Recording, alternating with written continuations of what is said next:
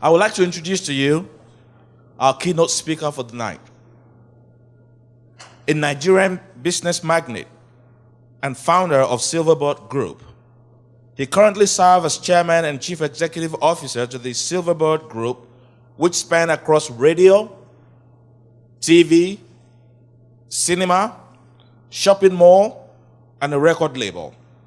He served as a director at Secure Electronic Technology PLC. He serves as a director of National Sports Lottery PLC. He serves as a director.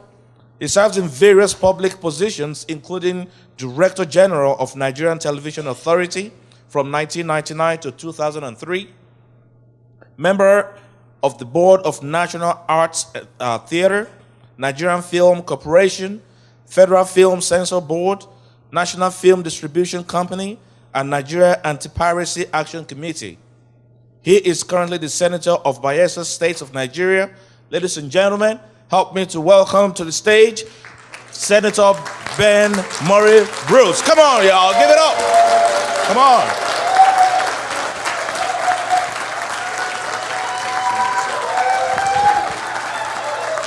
Thank you very much. Let me say how honored I am to be here today.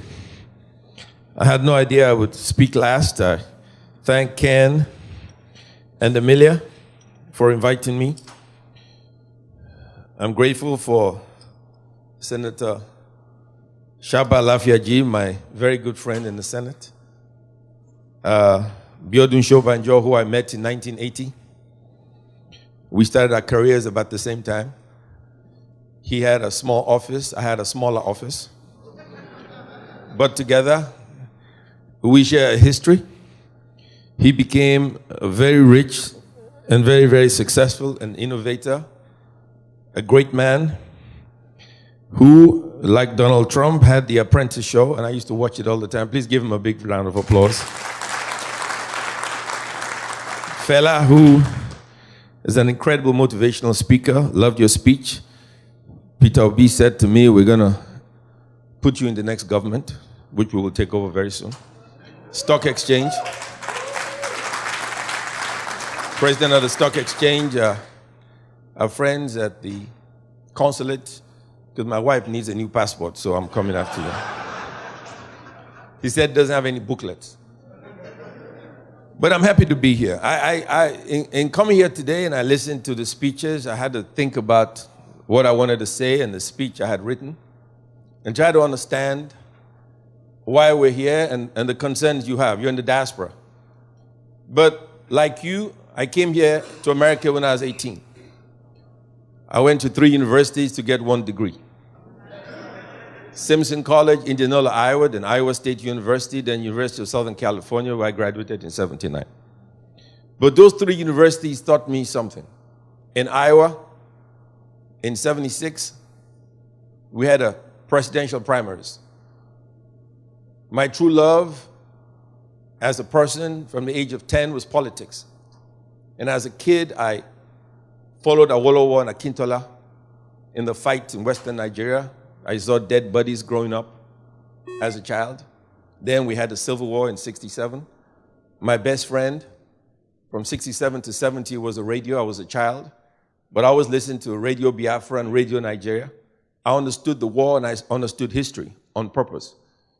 And so at the age of 10, I always felt that one day I'd get a PhD in political science.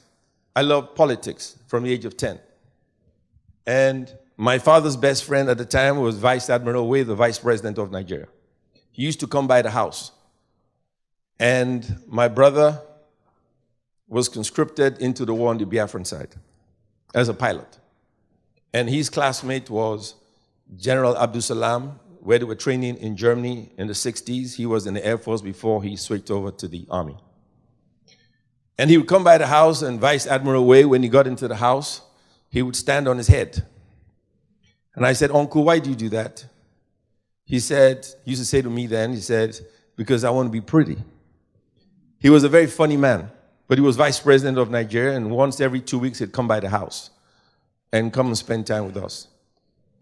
And I remember in 75, one day we were at home.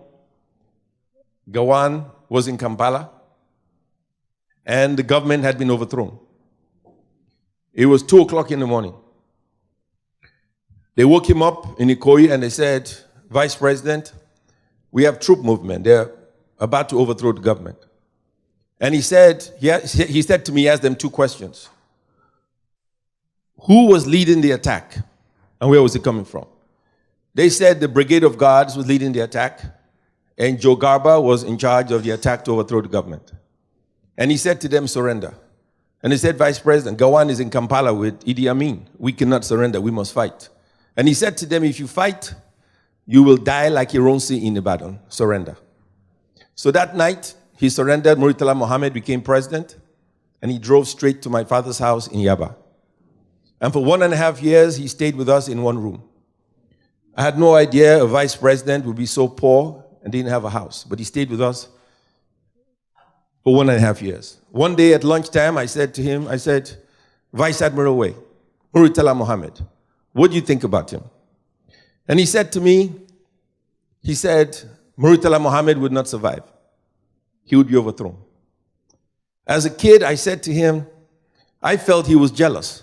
And he predicted Murtala Mohammed would be overthrown. A few months later, Murtala Mohammed was killed. And from that day onwards, as a kid, when an older person talks to me, I listen. Because the knowledge they possess, I may never have in my lifetime until I get to that age.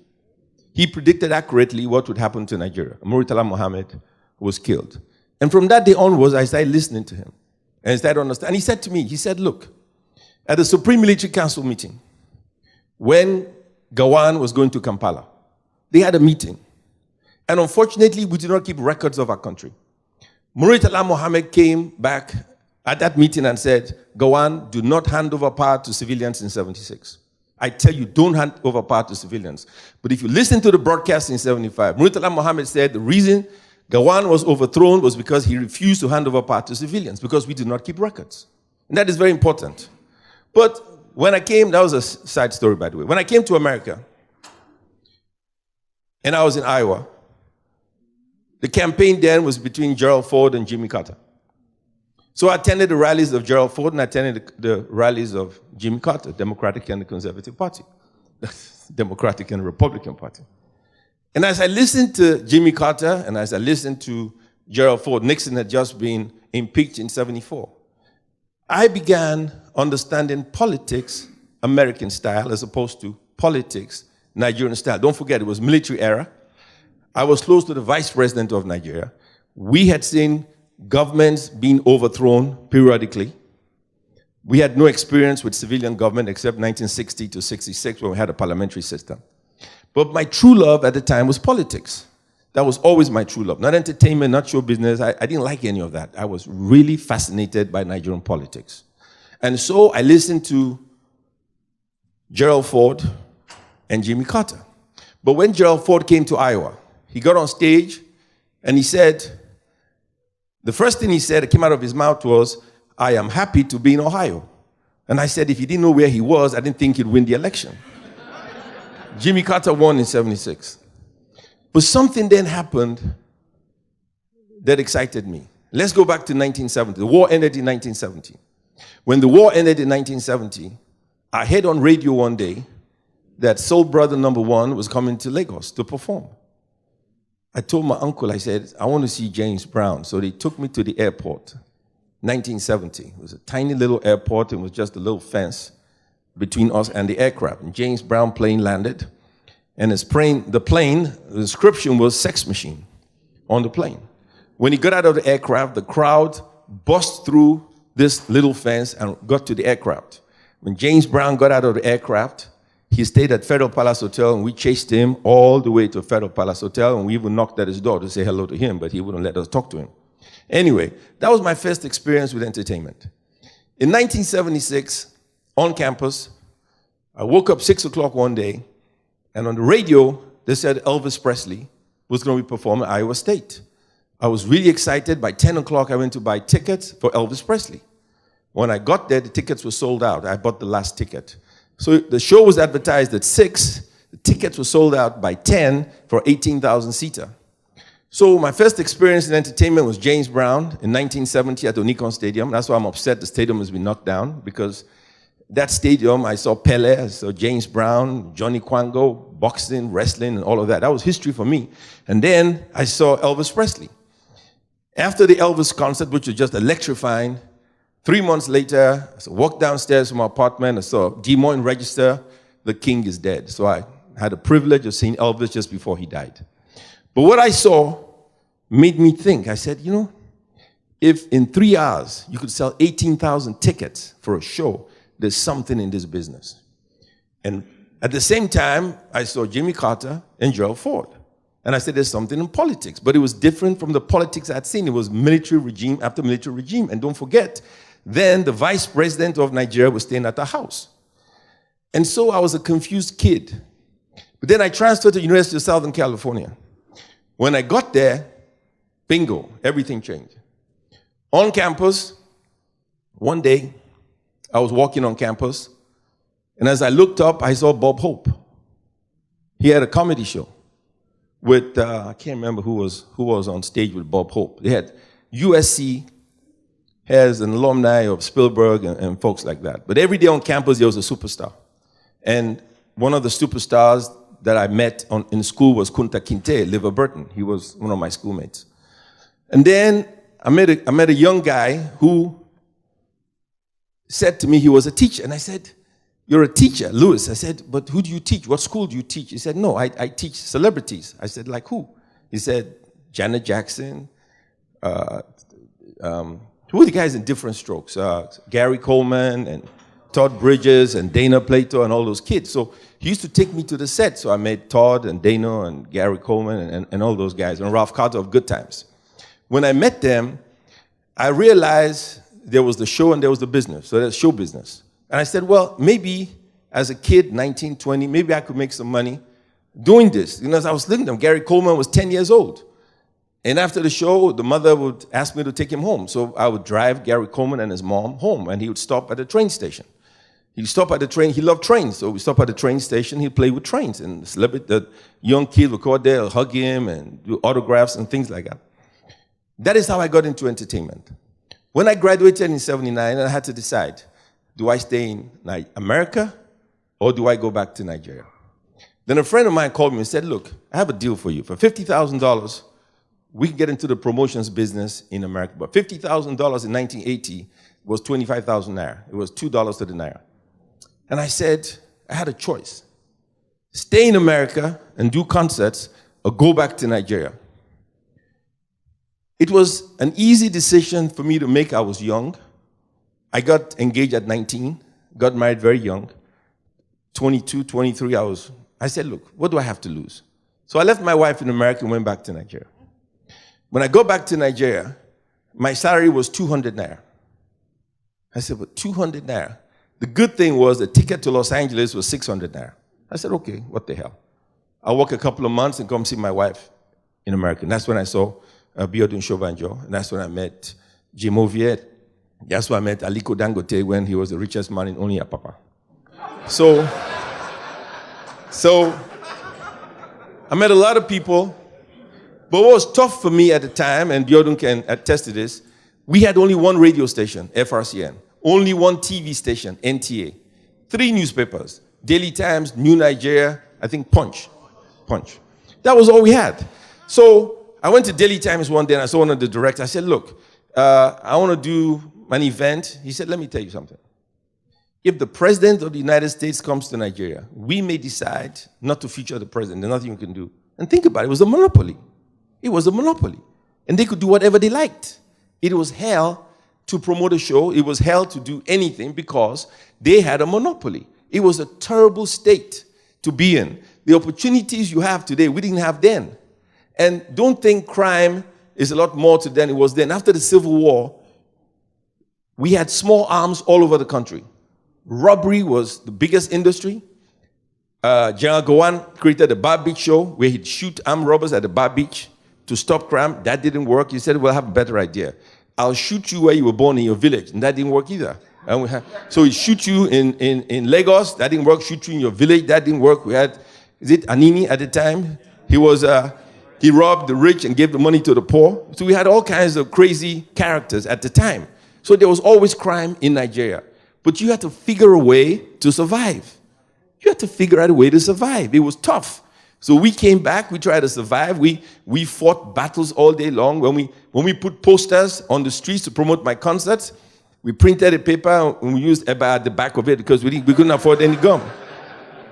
But I didn't really care because I had nothing anyway, and my father was a shopkeeper. And when you had a father who ran a supermarket, my father's supermarket was given to him by Chief Shonekon, who later became president of Nigeria, but he was a lawyer for UAC, and he gave my father Domino stores as a retirement in 1964.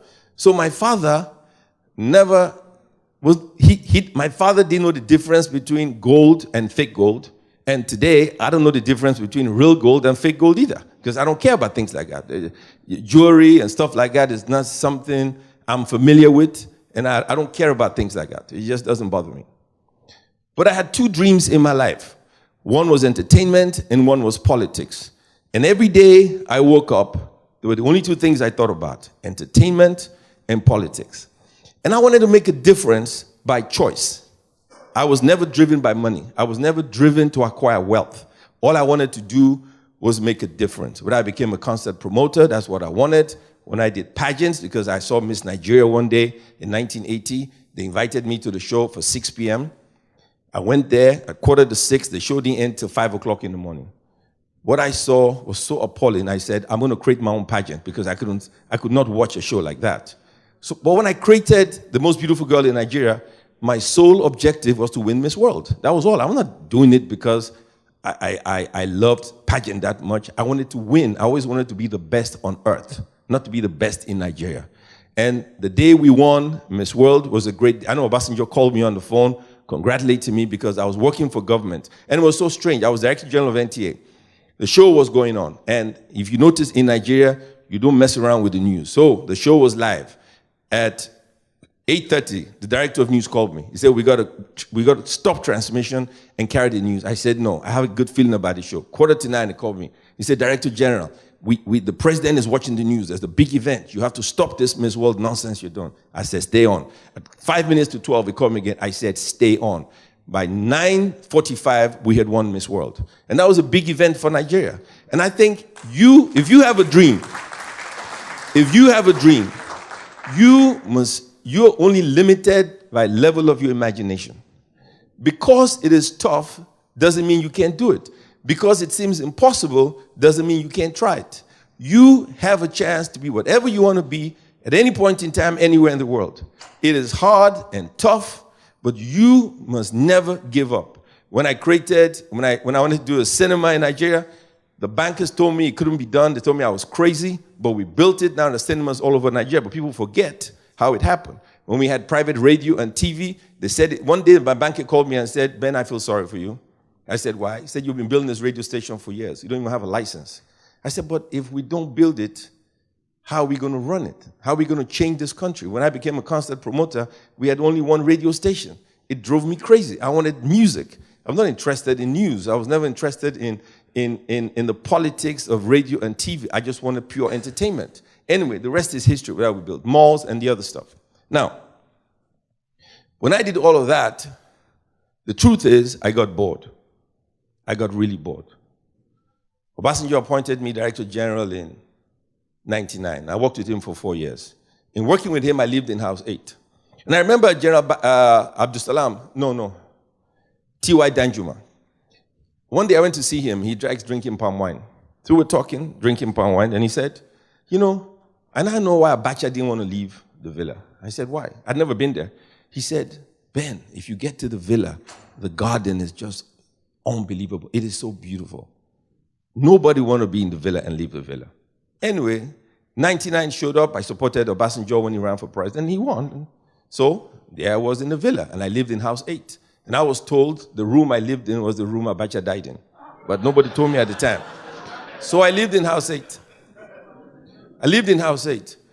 And the first day I walked into the villa to go see the president, a giraffe was walking in front of me. And this monstrosity, a giraffe right in front of me. And the guard said to me, the SSS guy said, listen, when Abacha was here, there were no visitors. So the giraffe would walk from the back to the front. I mean, the giraffe was in front of me, destroying all the plants and just walking all by itself across. So I said, what do you have here? They said they had lions and giraffes and all kinds of animals. I said, okay, show me around. Took me to the back. I saw 2 lions in a cage. I saw all kinds of animals. It's a beautiful zoo at the back there. And every time you go from the residence to the office, there's a giraffe on the left. But they blocked it off, so the giraffe don't kill anybody. But that's a beautiful place. But in working for government, I had the unique opportunity to be in the private sector, working for government, and I make laws. But in working for government, when I got into NTA's revenue was 300 million naira. And I said, how can I run a 300 million naira company? It's embarrassing. I'm not going to run a 300 million naira company. I said, get me the books. Tell me why this corporation is making 300 million naira. So I started doing my checks. In 3 months, it went to 1.5 billion naira. Now, how do you go from 300 million naira to 1.5 billion naira unless someone was doing something terrible? When I left, it was doing 4 billion naira. NTA is worth 10, 20 billion naira. But the point is, there are certain industries that should not be led for government to run. It should be run by the private sector. Now, I make laws for Nigeria. In the Senate, I see Nigeria differently from most people because every day we have motions and bills and debates on different issues about Nigeria. So things I never thought about, I see. Take NNPC. NNPC, I would describe as a gangster organization of Nigeria. That's what it is. The fraud is unbelievable. They do not put their money into the TSA account. That is why they can spend $500 billion and nobody knows about it. If all the revenue was in a TSA account, that could never happen. NNPC is a gangster organization. Government is so inefficiently run, it's a disgrace to the human race. 71% of the national budget is spent on current expenditure. Will Biodun Shobanjo spend 75% of his gross revenue paying salaries? Will 2.2 million people cause you to spend 71% of your national budget? Doing what? Now, they present the budget. The people who present the budget must have an IQ of -5. All they do is copy the budget from the year before. Line item. Every ministry, you'll see. 150 million naira for computers. X amount for cars. X amount for repairs. Oh, then you love this one. 1 billion for training. So when they had the budget defense, one of the ministers said, I said, last year you had $1 billion naira for training. 2 years ago you had $1 billion naira for training. This year you have $1 billion naira for training. I said, by the way, are you training the same people or a different set of people? Why do you spend all this money? How on earth? How can you be so inefficient? And then if you want to change this administration, why do you keep repeating the same line item for the budget every single day? What purpose does it serve? My people live under the tree. They live in abject poverty. And I said to myself, the changes I made in the entertainment industry in Nigeria, the same changes I'm going to make for politics in Nigeria. It can never be business as usual. We cannot sit here and a few people consume the resources of Nigeria. We cannot sit here and bankrupt our beautiful country. NNPC cannot be the gangster operation of Nigeria, exploiting all of us. How can you hide $500 million in expenses and nobody knows about it? What sense does it make? Are you in government to loot the treasury? Are you in government to impoverish Nigerians? Are you in government to expose your stupidity and ignorance? What sense does it make? I have a bill. Now, let me tell you, Nigerians in the diaspora contribute $22 billion to our economy. You are the greatest foreign direct investor to Nigeria. Oil makes between 18 and $30 billion a year. Combined, we have a $50 billion economy. You account for over 50% of the revenue of Nigeria and the budget. But you have no say. So I have a bill that will come up in the National Assembly. You have to tell your senators, I want you to have the right to vote for political office in Nigeria. You pay the money, you have the right to vote. You will have the right to choose your president, your governor, your House of Assembly member, National Assembly member. You must have the right to vote. You pay the money anyway. If you don't vote, you cannot be a part of the system. You must have the right to vote. You must tell your senators to support this bill. You must have the right to vote. You must take your rightful place in Nigeria. We can no longer run Nigeria as if it was some backward country run by a bunch of illiterates, people who cannot read or write, people who don't care about nothing. Let's talk about national security. You're telling me in the modern world, 50 cows and 10 guys with AK-47 can raid you, walking without shoes, raid you for 10, 15 hours, kill men, women, and children, and they can't be caught. I'm not saying North Korea launched a missile and can't be found. I'm not saying Saddam launched a Scud missile from Iraq. I'm not saying Libya launched an attack against Nigeria. I'm talking about 50 cows with 10 guys with no shoes, with AK-47, killing innocent people, and you cannot trace them and arrest one person. You cannot arrest one person. Then in my opinion, leadership is confused. Leadership is confused. You cannot trace one person, and don't make the mistake. It is not Islam versus Christianity. No, it's not. When they went to Zamfara and took over a whole city, the people they took over were Muslims too. It is not Islam versus Christianity, it's the way of life. Don't get confused. Bad people want the spoils of war, spoils of victory. So when they walk into a city, they kill you, they maim you, they take your women, they rape them, they control you. We have a problem. You have a population growing at 2.6% every year. You have an economy growing at less than 1%. For you to look after the population of Nigeria, you have to grow at 15% for 20 years. That is not possible. That is not economically possible. Because it is not possible, you will have a high unemployment. You have 10 million, 11 million kids cannot go to school. You have 1.5 million kids who go out of high school every year. Universities can only take 500-600 people. Kids who cannot go to school. I say kids every day. I say, what do you study? I study English. Well, why the hell do you study English? Because I really wanted to do medicine, but that's all they had to offer me. So I'm going to do 3 years of English, then I'm going to switch to medicine.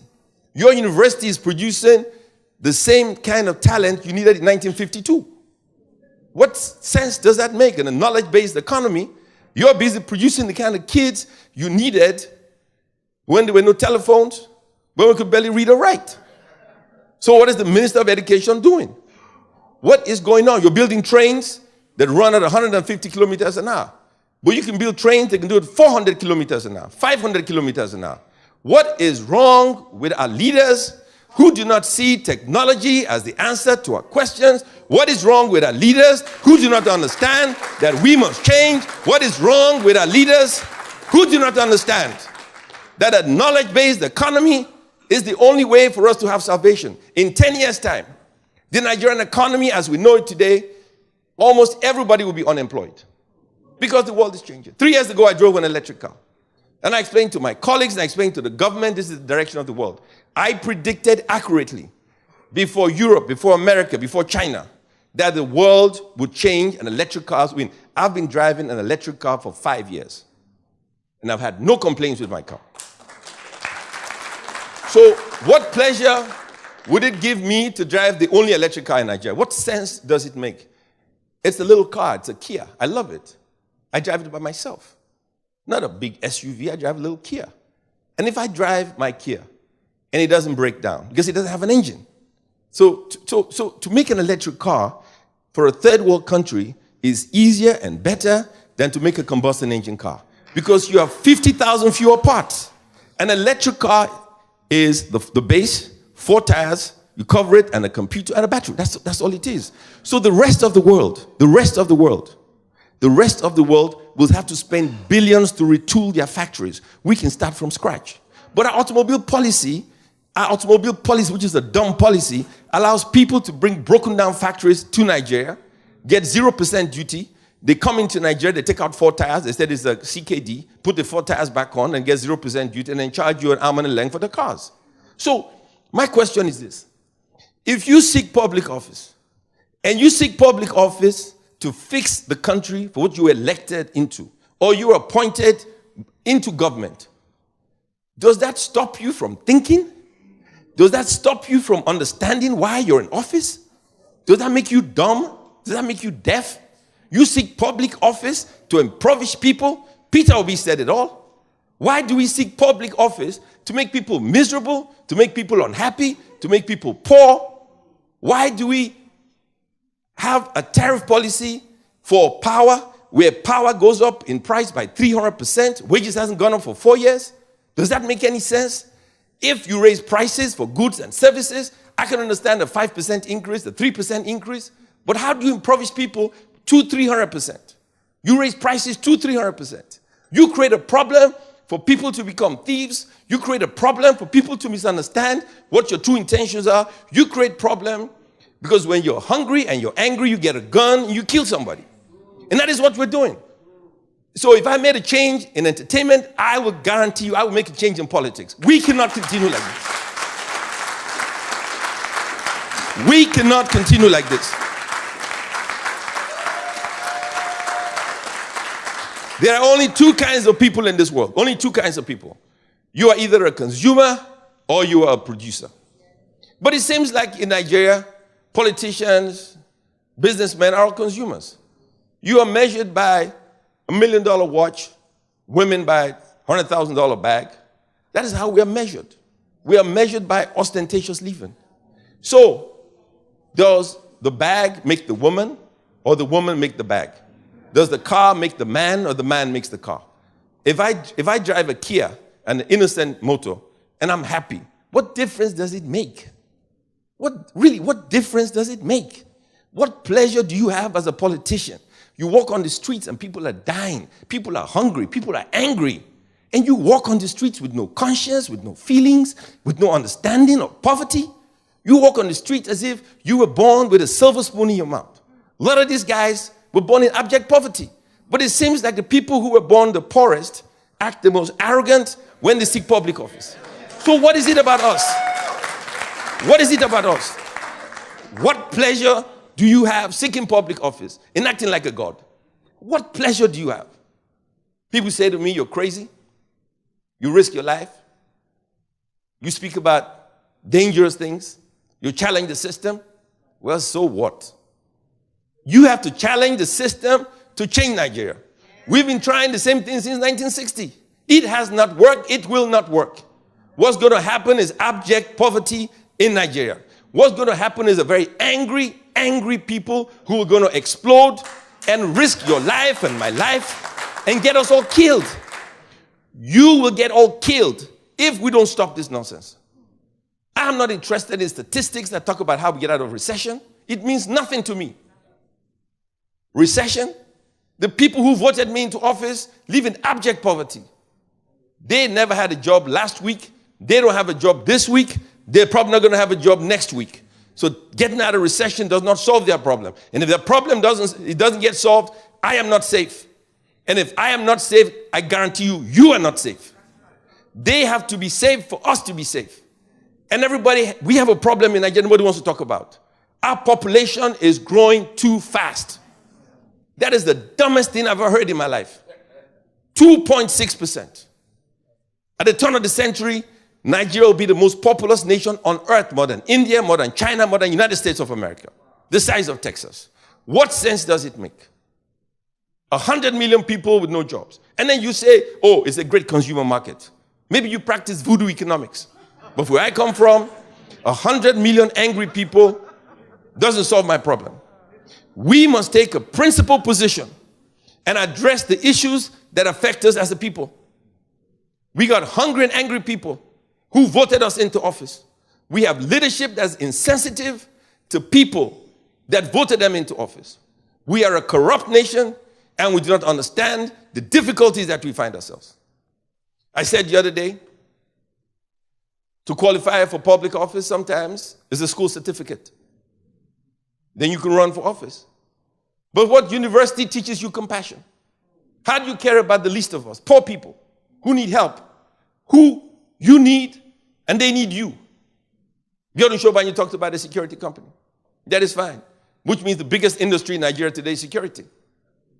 Because you want to live. The biggest industry is security. You want to live. I speak to the guys in the military. Troops deployed. During the war, we had 250,000 soldiers. Now it's about 70,000. We've not built one barracks for them. They all deployed. If the war ended today and there's no more Boko Haram, the soldiers have nowhere to stay because no barracks have been built. We have the same barracks as we did in the 60s. This is wrong. We must care for us. The soldiers, we have the best fighting force in the world. But when they buy equipment, that is the truth. We have the best fighting force in the world. But when we buy equipment, we buy broken down equipment. Broken down equipment. They jam. I have friends who, one of them came to see me. He said he wanted to talk about what happened in Borno. Sat down with me. I recorded what he said. He said, but don't use it. He said, don't use it, but I just want to tell you what happened. I recorded it. I have the tape. Then he said, he explained to me when he was fighting, they didn't have armored wear. Equipment jamming, breaking down. They had to run to Cameroon at some point. But he said he was going back. He went back. He got killed. Never saw him again, but I have his voice.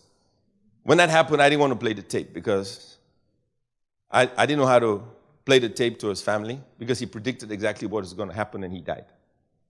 We have a problem. The problem is serious.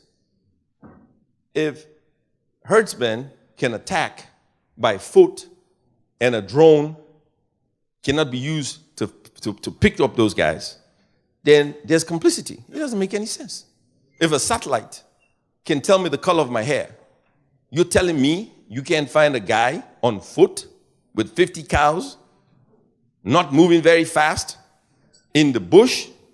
You want me to believe that you cannot find 10 guys with AK-47 in the bush? Nigeria is the only country where a ship can go missing. A ship, not a car, not a bicycle. A ship can go missing, and we can't find the ship. You can't find a cow. You can't find a guy on foot. You tell me there's no complicity? It doesn't make any sense. And if we don't ask those questions, we cannot fix Nigeria. You cannot pretend to be deaf and dumb in politics. I took an oath to fight for my people, to defend my people, to make it impossible for bad people to lead Nigerians. That is an oath that I took. And if I pay the price for my position, then so be it. It is a decision that I have made. I've had a good life, and I've enjoyed myself. But Nigeria must survive. It's not just making speeches, talking about it. You must take a position. You must be willing to fight. You must be willing to come home. You must be willing to vote. You must be willing to sacrifice something for Nigeria to improve, for Nigeria to change, for us to have a great nation.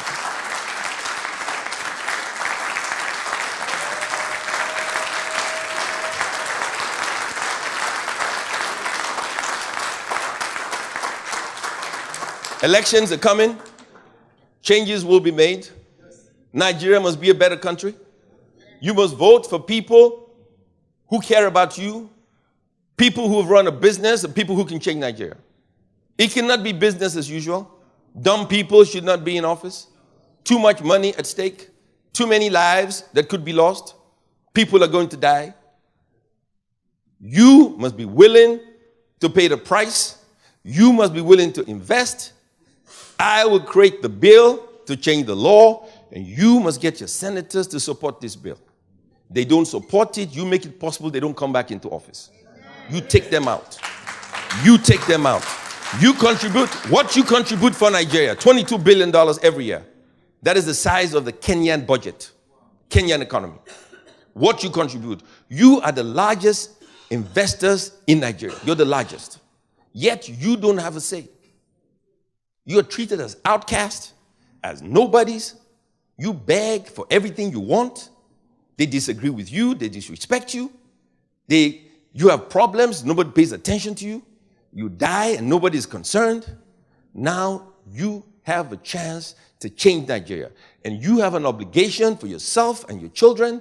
You must decide if you want to live Nigeria must survive. If you want to be successful, Nigeria must be successful. If Nigeria is not successful, you would not be successful. Thank you very much, and God bless you all.